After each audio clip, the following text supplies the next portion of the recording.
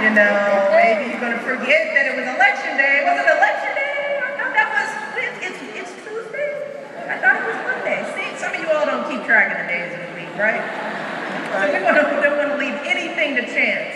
And also, we want as many of you to vote as early as possible so that you can spend election day working to get other people to the polls, right?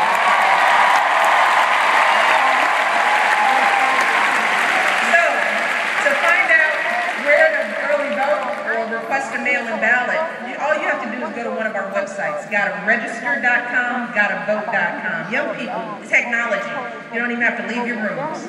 You got I see iPad stuff right now. You can do it right now. Right now.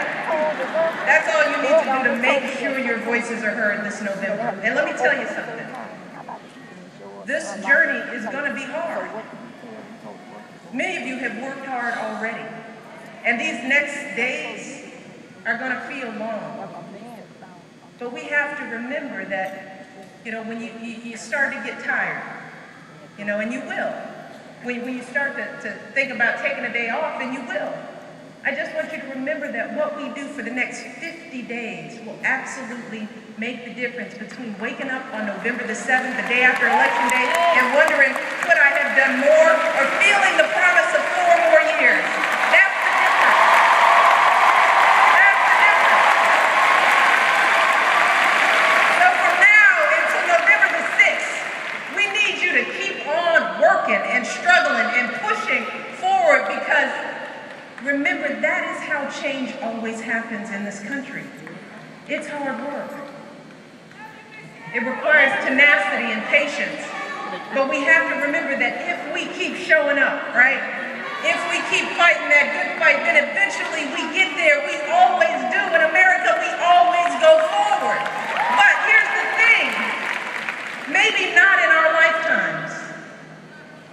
You know, maybe in our children's lifetimes. Right. Maybe even in our grandchildren's lifetimes, because we have to remember that in the end, that's what this is all about.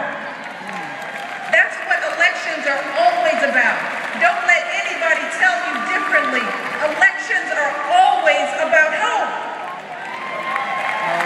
The hope that I saw in my father's beaming face when he watched me walk that stage and get my college diploma. The hope that Barack's grandmother felt when she cast her ballot for the grandson she loved and raised. The hope of all those men and women in our lives who worked that extra shift for us, who saved and sacrificed and prayed so that we could have something more.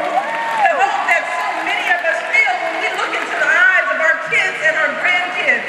That's why we're here today. That is why we're here. Because we want to give all of our children in this country a foundation for their dreams. You know, all of our kids in this country are worthy. We want to give them opportunities worthy of their promise. We want to give our children that sense of limitless possibility. That belief that here in America, the greatest country on earth, there is always something better out there if we're willing to work for it. So this is what I tell myself. We cannot turn back now. Not now. We have come so far. So far. But we have so much more work to do. So here's my last question.